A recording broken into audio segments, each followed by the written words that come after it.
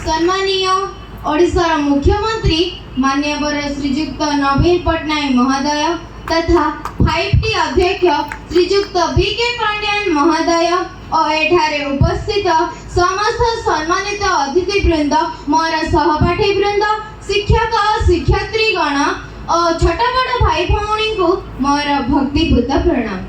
मु शुभश्री हंता सरकारी बालिका उच्च विद्यालय जयपुर नवम श्रेणी छात्री।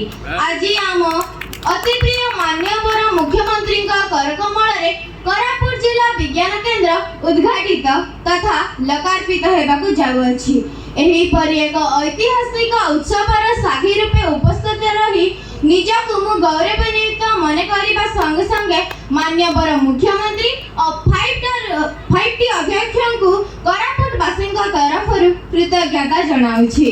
महाशय ओडिशार शिक्षा क्षेत्र में जुगान्तकारी परिवर्तन आनी ओडिशार अगणित छात्र छात्री को 5T रूपांतरण माध्यम निज निज विद्यालय विज्ञानगार तथा पाठागार जगाई देइछन्ति।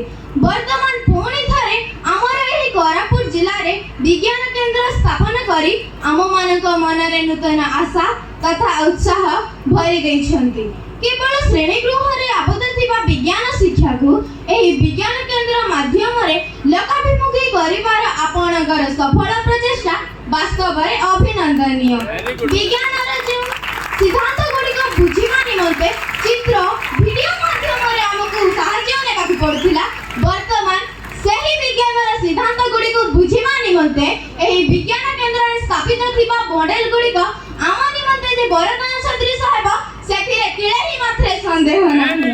मुख्यतः जे विज्ञान केंद्र के देखिबा निमंते हमकु सुदूर भुवनेश्वर जिबाकु पड़थिला ताहा एबे आम जिल्ला रे आम हाथ पाहांता रे। एहा केवल मुख्यमंत्री और 5T अध्यक्ष बलिष्ठ उद्यम जोगु संभवपर होई पारिछि। अतएव कोरापुट जिला प्रति आमर सीएम सर और पांड्यान सर एपरी भल पाइबा सर्वदा चिरस्मरणीय होई रहिबो। नमस्कार। जय